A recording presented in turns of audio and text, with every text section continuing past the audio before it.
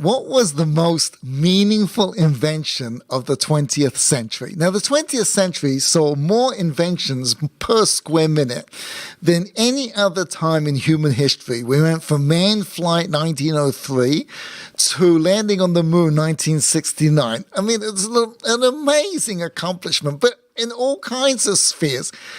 Communications, the internet, computer, faxes, medications, polio vaccine, all kinds of medical breakthroughs, EKGs and open heart surgery.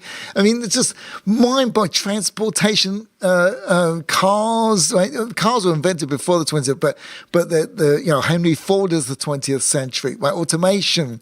I mean, just it would just take a library of books to describe how much change, how many things changed in the 20th century. But my question is not the most dramatic, and everyone's got their own answer when it comes to this, right? But my question is, what was the most meaningful? You see, a lot of these things that were dramatic inventions, like the airplane, let's just use the airplane as an example, really didn't change the course. It didn't, what historians call an inflection point, change the course, because we could travel before. We could get from one place to the other place before, obviously for horses, boats, etc. What these inventions did is they made it faster, quicker, cheaper. But they didn't change the course of human history in our trajectory, in making life more meaningful. Which invention made life more meaningful? And if you want to think about it a little bit, go ahead, but I'm going to give you my answer, which is nuclear weapons. I know everyone goes like, what are you talking about? And that's really why this is called Brainstorming with Baars, because like, oh my goodness, like, are you crazy? And so let me explain. And you've probably heard of the First World War. And the question is, what was it called before the Second World War? They didn't name it the First World War in 1920. Like they come out with the Star Wars movie. But we'll call it the first edition, and then because we're going to make a sequel, they didn't call it let's have a couple of wars. We'll call this one the first one, and the next one we'll call the second one. Just to round it off. Right? What was it called before the Second World War? And it was called the Great War. And the reason it was called the Great War is because it was meant to be the war that ends all wars. Right? There's a mislabeling for you if you had one. Right? It was the war to end all wars, and obviously it wasn't. Now, why wasn't it? So you see, right, after all these great catastrophes, global or personal, major or minor, human beings sit down afterwards and they ask the most important question there is, which is, what do we learn from this? Like, what can we figure out so that we don't do this again? Because this was pretty bad. We don't want to do one of these again, right? At least not twice. At least not more than twice. And obviously, they got it wrong, which is really what we should be studying, which is, why can't we figure out what went wrong? Right? That's really the question. And I'm going to suggest that the reason we can't do it, whether it is globally or personal, right? Because we all experience junk in our lives, and we often experience it many, many times because we don't learn the lesson. We think we're learning the lesson. Everyone's being honest. They think, but you see, you're never going to learn the lesson unless you start with the first few words being, this is what I did. This is what I did wrong. If you don't start with those few words, you are not going to learn the lesson. You got to start, and that's what makes it so difficult. You see, after the Titanic went down, both the British government and the American government, because a lot of Americans on that boat, had state inquiries into what went wrong and what do we learn from it, right? And the American government came with a whole bunch of recommendations about how boats should be built and maritime safety rules, some of which are still in existence till this day. Right, when was the Titanic? I don't remember. Right, it wasn't 1912. I don't remember. Sorry, well, whatever it was, right? They came with right. The American government, the British government. The British government came with their recommendations too, but mostly what they did is they blamed the iceberg. We'll be suing him as well. Right? So why that? Because with American, it was someone else's mistakes, right? It wasn't their mistakes. When it's you, when you are part of the problem, you are part of what caused this. It's extremely difficult to learn the lesson. Very difficult. So after the First World War, they sat down, came up with a list of things, League of Nations, which is the forerunner of the United Nations, a lot of things that were really good ideas, but obviously failed in preventing another world war.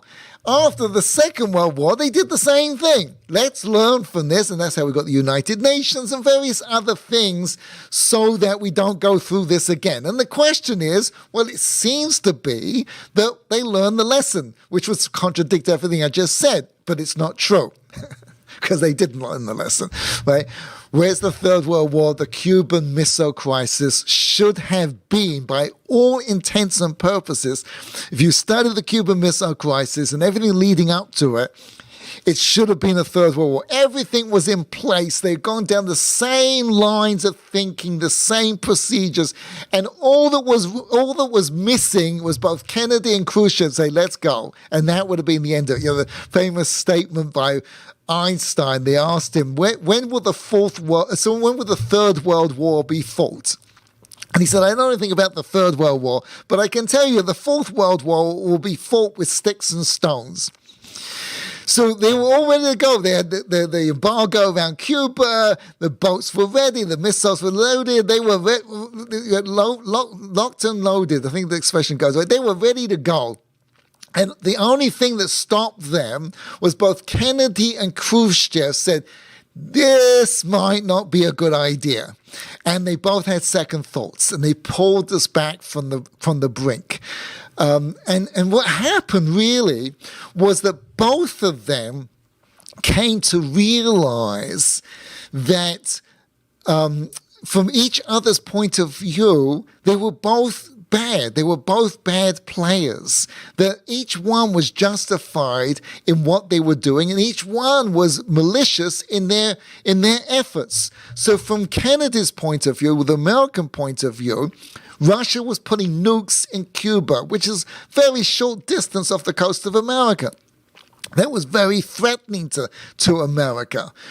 But what he failed to appreciate, and America failed to appreciate, was that from the Russian point of view, nukes in Turkey, which is a similar kind of distance involved, and the Minuteman program were as equal threat to Russia. And they were just equaling the balance. So both men came to realize that from each one's point of view, they were just both the same things. And therefore, they both agreed to pull back. Khrushchev pulled the missiles out of Cuba, for which he lost his job. And Kennedy agreed to pull the missiles out of Turkey, but to do it not publicly, because he couldn't take the public criticism. So they both de-escalated the whole scenario, and thank God the world was saved. But the question is why? Why did nuclear weapons have this effect? And you might say, which is the common language today, weapons, there's this new category, weapons of mass destruction, which really would apply to any bomb. But for some reason, it has this designation, which is really strange. Why? Because in the history of humanity, which goes a long way, the weapons have always been used. No one invented any weapon more sophisticated, and every weapon is more sophisticated every weapon that became more sophisticated, right, was regarded as the thing that's going to stop a war. The tanks came out, the battleships came out, right? This is so devastating, so deadly. No one would ever go to war again, and that's the common theme. The Gatling gun was the same kind of thing. It was a weapon of mass destruction, right? And I want to point out that the Cuban Missile Crisis changed the course of human history, because what it did was it made us realize the other side is not this evil monster kind of caricature that Hollywood likes to portray the bad guys in. That from their point of view, they got a point, and we should see it from their point. And I hold, this is just my own personal belief, that civil rights came out of this. Because the same kind of attitude, these people that want their rights, that want to be able to go to hotels and eat at bars and restaurants like everybody else, from their point of view, I can kind of see what they're saying. It said we got to be able to look at the other side, how they're looking. It was an inflection point in history. The Cuban Missile Crisis changed a lot of things. That was the point that from then changed a lot of things. Whether it was specifically that or not, that is debatable. I hold that it was, but nevertheless, it was around that time. So, but again, why the Cuban? Why nuclear weapons? And it's not because it's weapons of mass destruction. That is not the thing. Human beings have always used every weapon. It's very easy to sit here and go, this is so stupid. You invent a bigger bomb, and then the other side invents a bigger bomb, and it just becomes more and more. Like, during the Cold War, if you remember those days, we have 300 nuclear weapons, and the Russians have 260. So then they build 350. We got to build 300. Right? And all you need is 10 to wipe out the whole world. And it sounds stupid, except for the fact the whole world is doing it on a very real level. Because what happens is, is they invent a telephone. Alexander Graham Bell invents a telephone.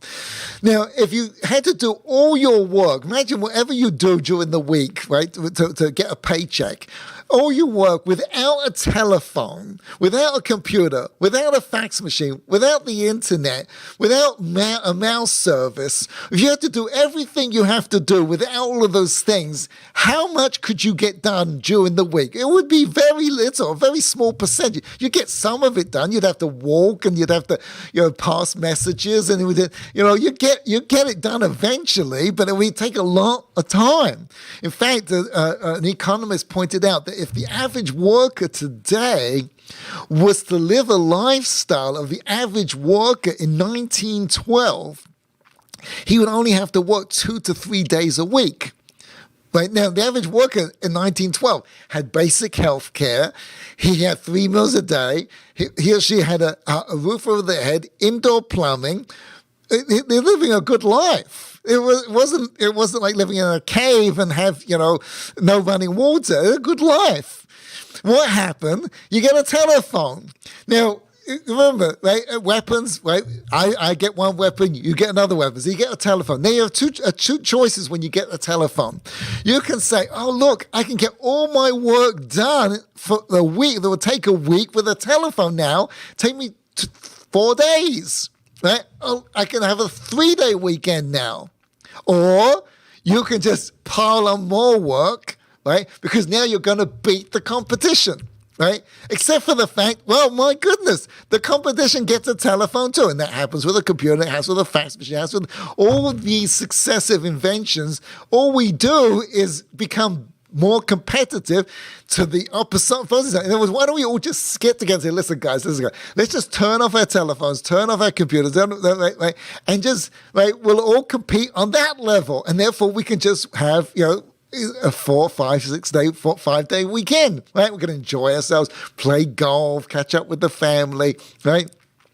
With this coronavirus thing, a lot of people going, this is so bad. Why am I working so hard? But nevertheless, that's beside the point. But that's the way human beings do. Everything they get, they just use to their advantage. Understandably so. Nothing evil about that. They use to their advantage. And whatever profession, it's very easy to look at other people, like the military, and go, why are you guys crazy? And hard to see that in business. But that's what we do. That's how human beings behave. The question is, what stopped nuclear weapons? Why were nuclear weapons the thing that stopped humanity? And for this one, they said, no, we're not going to do that. Right? And it's very interesting. Even the people don't hold to my view. Nevertheless, there is a widely accepted opinion in academia that nuclear weapons are not the big bad guy that was thought of, in the 1950s, 1960s, 1970s, right, when I was growing up. And it was in reflection, we can all come to see that the disaster we all predicted with nuclear weapons did not happen because of nuclear weapons. It was because of the threat, what they call MAD, right, mutually assured destruction. Because of this, it has created an incredible amount of peace in the world. Interestingly, everyone can recognize that. But the question is, why did nuclear weapons do that? Because the truth of the matter is that in today's world, even if you got rid of all the nuclear weapons out there, right, if God forbid, right, the big countries were to go to war, there wouldn't be much difference. If we can inflict on countries, on cities, on people, pretty much the same level of destruction as a nuclear. Dresden wasn't far different from Hiroshima. It just took a lot longer. That's what I'm saying. These inventions, what they did is they made it faster, quicker, cheaper. So it just saves time to use a nuclear weapon. Just go press one button. We use conventional, it goes with 500 buttons. My finger's getting sore. So why nuclear weapons? And I'm going to ask you another question, right? Who invented the nuclear weapon? Who invented it? Take a moment, think about it. You can Google it if you want to. It's an open book test here. Who invented it? And the reason why you don't know is because we don't know. The guy who invented it was a man, right? It was a man. We know that much. The guy who invented it was part of the Manhattan Project, which is all men. The guy who invented it didn't want his name on it.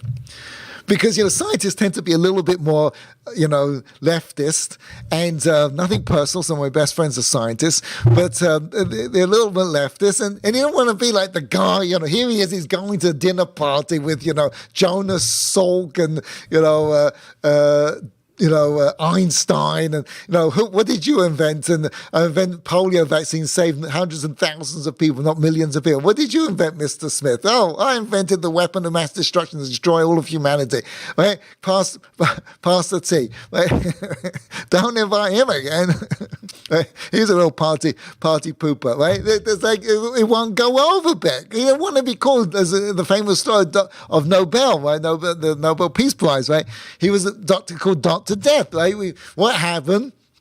It's a very famous story that his brother died, and the newspaper got it wrong. They thought he had died, and Alfred Nobel was an inventor of dynamite, and so the papers printed the headline: "Dr. Death is dead." Right, and Alfred Nobel picked it up. Right, in tremendous serendipity here. Nobel picked it up and go, this is how I'm going to be remembered. And he dedicated himself for all these Nobel causes. And that's how we get the Nobel Peace Prize. Anyway, getting back. So the inventor of the nuclear weapon was part of the Manhattan Project, didn't want his name on it. Today, it's an argument between two families, the children of these two men in that project, who are arguing it was my fault, right? Because now we can see the benefit of it. Right? But that doesn't explain, well, it actually does, explain why nuclear weapons, right? Why nuclear weapons are the thing that cause, right? And so I'm going to give you a quote from the Kotzker Rebbe. The Kotzker Rebbe said like this. He asked his students once, where is God? So one student said, in heaven. And he said, no. Everywhere, no. Another one said, Israel, no.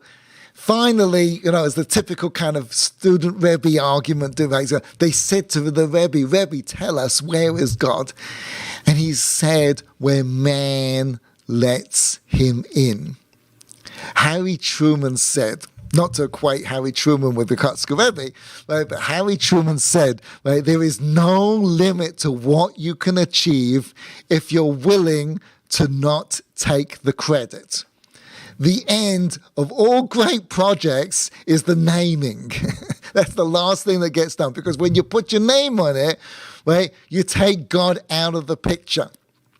And no one wanted their name on nuclear weapons. So God said, that's the one I'm going to use to save humanity, the inflection point. And from this invention, people are going to be inspired to create peace. Right? From this invention, it's not because it's mass. I know this is a hard thing to debate because it's a bit of a judgment call, but it's not because it kills more people than anybody else, right? I personally find this classification, weapons as offensive. Because, when Assad, the barbarian Assad, kills people in Syria through chemical weapons, I don't think it makes the slightest bit of difference whether he uses chemical weapons or he uses conventional weapons. Right? Those people are dead and they're innocent people, and it's a horrendous thing to do.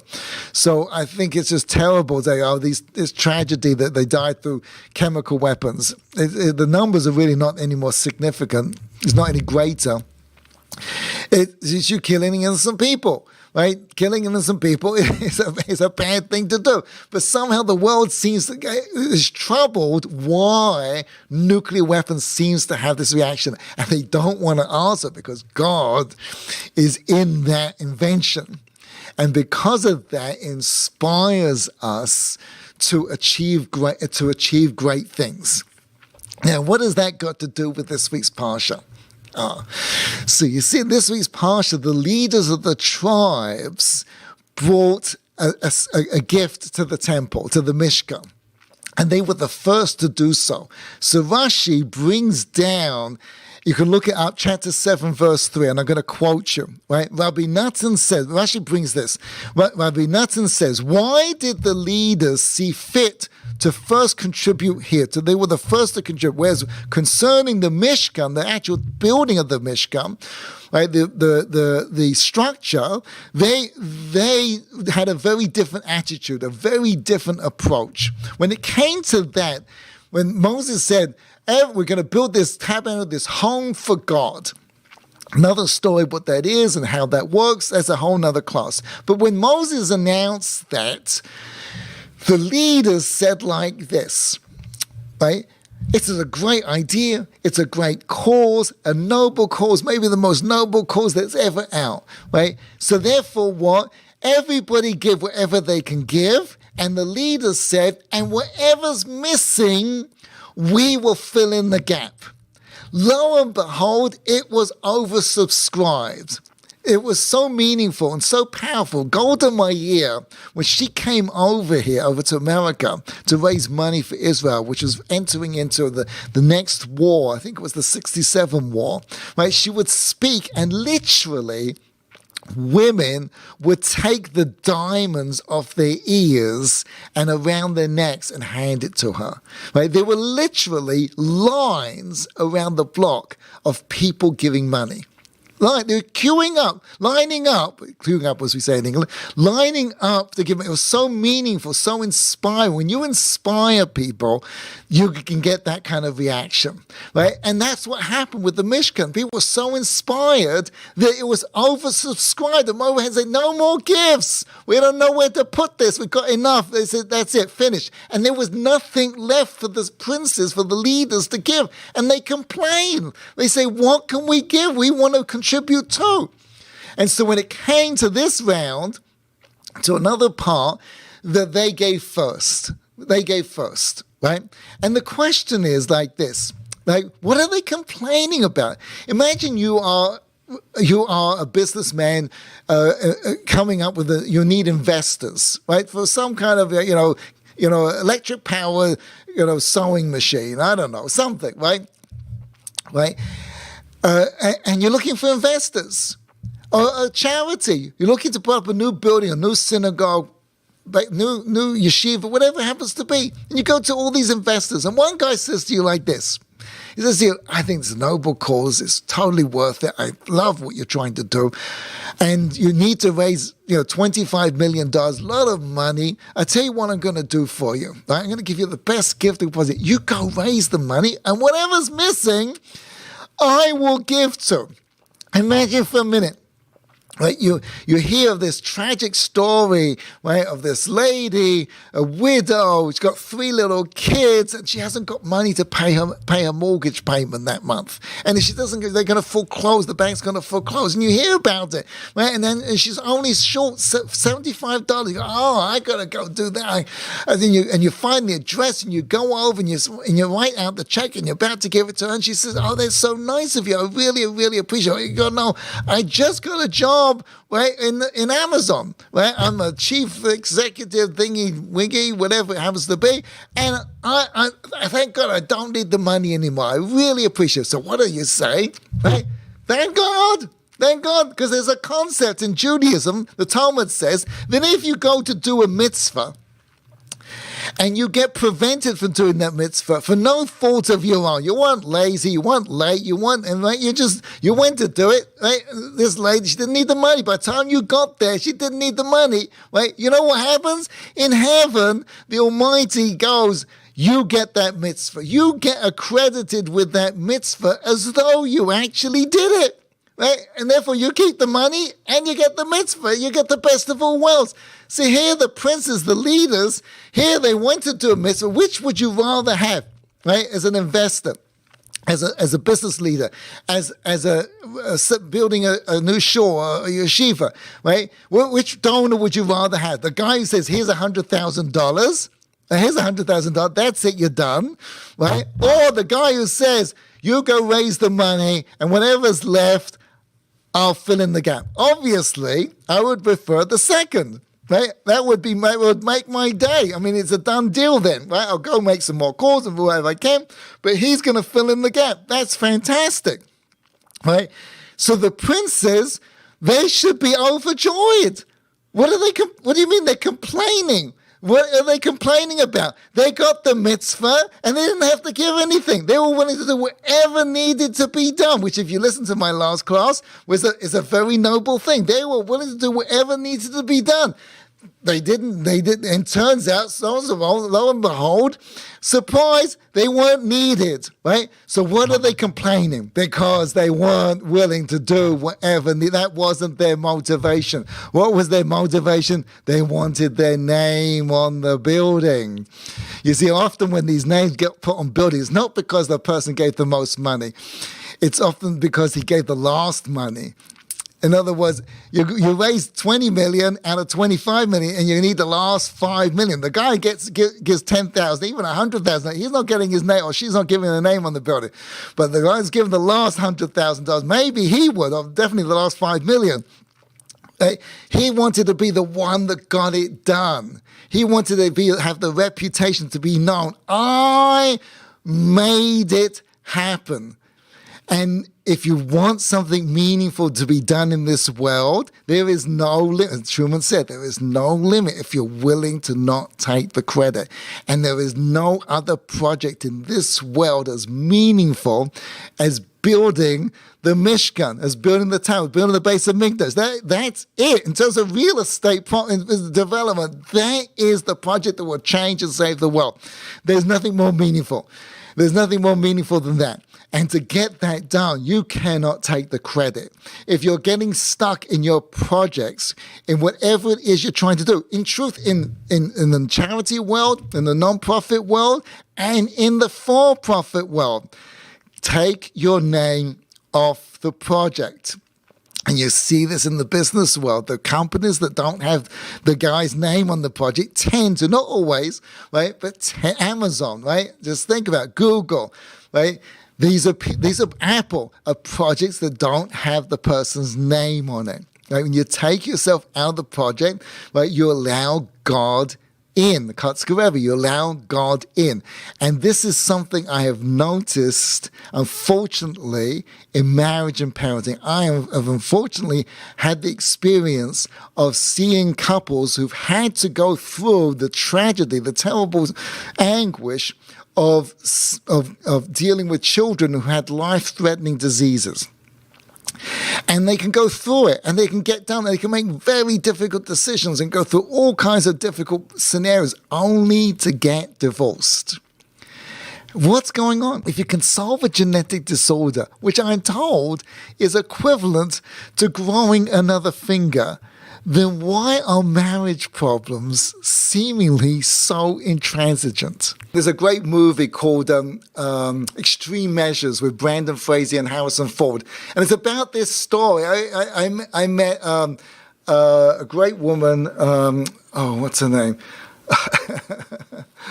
I'm sorry, I forgot her name. Sharon Terry. Look at great TED Talk. Sharon Terry, Terry.